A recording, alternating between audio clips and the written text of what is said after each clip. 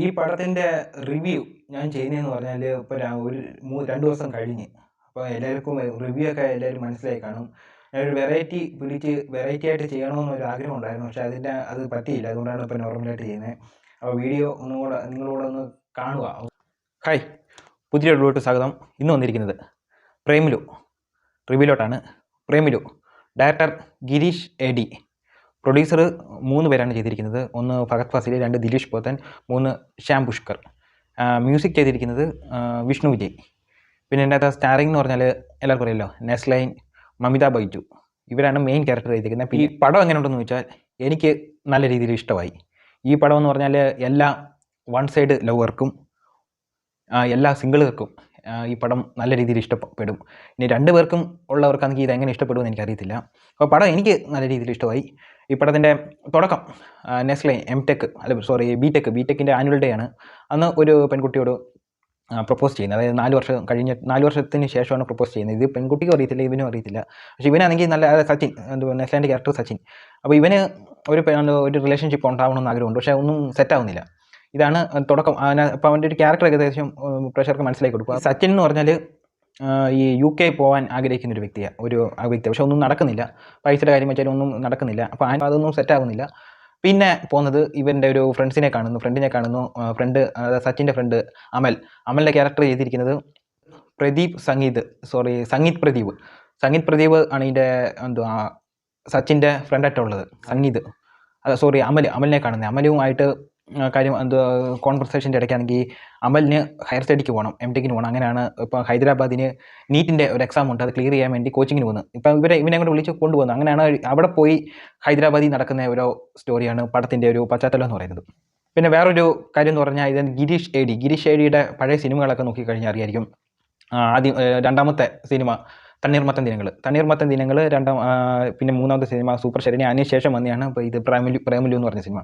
തണ്ണീർമത്തൻ ദിനങ്ങൾ എടുത്ത് നോക്കിക്കഴിഞ്ഞാൽ അതിൻ്റെ ഒരു പ്ലോട്ട് അറിയാം. അപ്പോൾ നമ്മുടെ ഒരു നോസ്റ്റാൾജിയ നമുക്ക് തിരിച്ചു കൊണ്ടുവരാൻ പറ്റുന്നുണ്ട് ആ സിനിമയ്ക്കകത്തോട്. അതായത് +2 കാലഘട്ടം, അതായത് നമ്മൾ അതിനകത്ത് കുറേ സീനി കാണിച്ചേക്കുന്നൊക്കെ നമ്മളും കണ്ടേ. അപ്പം നമ്മൾ +2 കഴിയുമ്പം അതിനകത്ത് കാണിച്ചിട്ടുള്ളത്. അപ്പോൾ അതുകൊണ്ട് ആ പടം കൂടുതൽ പേർക്കത് ഇഷ്ടപ്പെടും. കാരണം നമ്മുടെ ആ പഴയ ഓർമ്മകളൊക്കെ തിരിച്ചു വരും. അത് കഴിഞ്ഞിട്ട് സൂപ്പർ ശരണിലോട്ട് വന്നാലും ആ ഒരു കഥ തന്നെയാണ് പിന്നെയും കാണിക്കുന്നത്. അതായത് പെൺകുട്ടികളുടെ ഹോസ്റ്റൽ ലൈഫിൻ്റെ ഒരു രീതിയും പിന്നെ അതിൻ്റെ പുറത്തുള്ള ഒരു പ്രണയമായിട്ടാണ് കാണിച്ചേക്കുന്നത്. പക്ഷേ എനിക്ക് സൂപ്പർ ശരണ്യ അത്ര വലിയ രീതിയിൽ ഇഷ്ടം ആയെന്ന് പറഞ്ഞാൽ ഒരു ആവറേജ് താഴെയായിട്ട് എനിക്ക് ഇഷ്ടമുള്ളൂ. അത് കാരണം എന്ന് പറഞ്ഞാൽ ആ ഒരു പെൺകുട്ടികളുടെ ആ ഒരു ഹോസ്റ്റൽ ലൈഫ് ഓക്കെ. അത് കഴിഞ്ഞിട്ട് അതിനകത്തൊരു പ്രണയം പറയുന്നുണ്ട്. പ്രണയം വെച്ച് നോക്കുമ്പോൾ അത് അത്ര സിങ്ക് ആയില്ല. അത് അർജുൻ അശോകിനെ പ്രണയം, അത് അവർ തമ്മിലുള്ള ഒരു ജോഡി എനിക്ക് അത്ര വർക്ക് ആയില്ല. പിന്നെ ഇതിനകത്തോട്ട് വരുവാണെങ്കിൽ ഇതിനകത്തെല്ലാം നെസ്ലൈൻ നല്ല രീതിയിൽ ഇതിനകത്ത് ചെയ്തിട്ടുണ്ട്. ഇപ്പോൾ ഒരു റിലേഷൻഷിപ്പിന് ഉണ്ടാകുന്ന മാറ്റം എന്തൊക്കെയാണെന്ന് വെച്ചാൽ അത് വൺ സൈഡ് ലവ് ഉള്ളവർക്ക് നല്ലോണം മനസ്സിലാവും. അത് നല്ല രീതിയിൽ നെസ്ലൈൻ ചെയ്തിട്ടുണ്ട്. അത് വൺ സൈഡ് ഉള്ളവർക്ക് അത് മനസ്സിലാവും. പിന്നെ ഇതിനകത്ത് സ്റ്റോറി വലിയ രീതിയിൽ നമുക്ക് വലിയ ഒരു സ്റ്റോറി ഇല്ല. പക്ഷേ നമുക്ക് 2-2.5 മണിക്കൂർ 2.25 മണിക്കൂർ എന്തായാലും ഒരു ബോറും ഇല്ലാതെ പടം ഒരു ഫ്ലോയിൽ ഇങ്ങനെ കൊണ്ടുപോകുന്നുണ്ട്. ഇൻ്റർവെൽ ആവുന്നതും അറിയുന്നില്ല, ഇൻ്റർവെൽ കഴിഞ്ഞിട്ട് ആവുന്നതും അറിയുന്നില്ല. അങ്ങനെയുള്ള രീതിയിലാണ് പോയേക്കുന്നത്. പിന്നെ ഈ ഗിരീഷ് ADയുടെ സിനിമയ്ക്കകത്ത് നോക്കി കണ്ടാൽ അറിയും, ഒരു ആക്ടറും ഒരു ആക്ട്രസ്സും. അപ്പോൾ ഒരു സ്കൂൾ ലൈഫായിരിക്കും കാണിക്കുന്നത്. അപ്പോൾ ഒരു പെൺകുട്ടിയുടെ പുറകിൽ ഒരു റിച്ച് ആയിട്ടുള്ള ഒരു ആളും അതിൻ്റെ പുറകിൽ ഒരു ലോക്കലായിട്ടുള്ള ഒരാളും കാണും. ഒരു പെൺകുട്ടിയെ ഇഷ്ടപ്പെടുന്നത്. ആ തണ്ണീർമത്തൻ ദിനത്തിനായിട്ടായാലും അതിനകത്തെ ക്യാരക്ടറും ഏകദേശം അത് തന്നെയാണ്. പിന്നെ സൂപ്പർ ശനിയായിട്ട് വന്നാലും അതിനകത്ത് 2 എണ്ണം, ഒന്ന് ലോക്കലും ഒന്ന് വെച്ച് റിച്ച് ആയിട്ടുള്ള ഒരു പ്രാന്തൻ ക്യാരക്ടർ. ഇതാണ് അതിനകത്ത് കാണിച്ചു വെച്ചേക്കുന്നത്. പക്ഷേ ആ പെൺകുട്ടിക്ക് ഇഷ്ടം തോന്നിയെന്ന് പറഞ്ഞാൽ അവസാനം ഇഷ്ടപ്പെടുന്നത് ആ ലോക്കലിലോട്ട് വരും, കറങ്ങി തിരിഞ്ഞ് ലോക്കലിലോട്ട് വരും. ഇതാണ് ഒരു പശ്ചാത്തലം. ഇത് തണ്ണീർമത്തൻ ദിനങ്ങളും സൂപ്പർ ശനിയും. ഇപ്പോൾ ഇതിനകത്ത് ഏകദേശം ഇതൊക്കെ തന്നെ.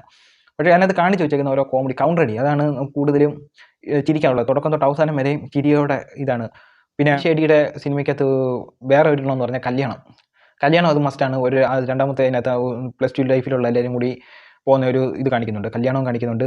സൂപ്പർ ശനിക്കകത്തും ആ ഒരു രീതി അതേപോലെ കാണിക്കുന്നുണ്ട്. ഇതിനകത്തും ഏകദേശം കാണിക്കുന്നുണ്ട്. ഒരു സാറിൻ്റെ ക്യാരക്ടർ ചെയ്യുന്ന പണ്ട് ഒമർ ലുലുവിൻ്റെയൊക്കെ സിനിമയിൽ സാർ ക്യാരക്ടർ ചെയ്യുന്നത്. ഇതിനകത്തും പുള്ളി സാറായിട്ടാണ് ചെയ്തേക്കുന്നത്. പുള്ളിയുടെ പേര് അൽത്താഫ് സലീം. പുള്ളി നല്ല രീതിയിൽ ചെയ്തിട്ടുണ്ട്. പിന്നെ ഇതിനകത്ത് ഓരോ ക്യാരക്ടറിനെ എടുത്തു പറയുകയാണെങ്കിൽ സച്ചിൻ്റെ ഫ്രണ്ടായിട്ടുള്ള അമൽ, സംഗീത് പ്രദീപ് നല്ല രീതിയിൽ ക്യാരക്ടർ ചെയ്തിട്ടുണ്ട്. പിന്നെ മമിത ബൈജുവിൻ്റെ ക്യാരക്ടറിൻ്റെ പേരാണ് റീനുവിൻ്റെ ഒരു 2 ഫ്രണ്ട്സ് ഉണ്ട്. ഒന്ന് കിളിബോയ് ക്യാരക്ടർ. ഈ കിളിബോയ് ക്യാരക്ടർ 2 പേരും നല്ലപോലെ ചെയ്തിട്ടുണ്ട്. പിന്നെ ഒരു യൂട്യൂബർ, പുള്ളി പണ്ട് നേരത്തെ യൂട്യൂബിലൊക്കെ ഉള്ള ഒരു വ്യക്തിയാന്ന് തോന്നുന്നു. അതായത് റീനുവിൻ്റെ മമിത ബൈജുവിൻ്റെ ബോസായിട്ട് ചെയ്ത ഒരു കോഴി ക്യാരക്ടർ പുള്ളി നല്ലോണം ചെയ്തിട്ടുണ്ട്. ആ ക്യാരക്ടർ കറക്റ്റ് എന്ന് വെച്ചാൽ ഒരു മന്ദബുദ്ധി ക്യാരക്ടർ പോലെ നല്ല രീതിയിൽ ചെയ്തിട്ടുണ്ട്. മാത്യു തോമസ് ഇതിനകത്തൊരു ഗസ്റ്റ് റോളിൽ വരുന്നുണ്ട്. പുള്ളി നല്ലോണം ചെയ്തിട്ടുണ്ട്. ഈ നെസ്ലൈനും മാത്യുവും നല്ലൊരു സ്ക്രീൻ പ്രസൻറ്റ് അവർ രണ്ടുപേരും ഉള്ള സിനിമ അതിൽ നല്ലോണം കാണിക്കുന്നുണ്ട്. ഇതിനകത്തും നല്ല രീതിയിൽ ചെയ്തിട്ടുണ്ട്. മാത്യൂസ് ചെയ്തിരിക്കുന്നത് ഒരു മന്ദബുദ്ധി ക്യാരക്ടർ, അത് നല്ല രീതിയിൽ പുള്ളി നല്ലോണം ചെയ്തിട്ടുണ്ട്.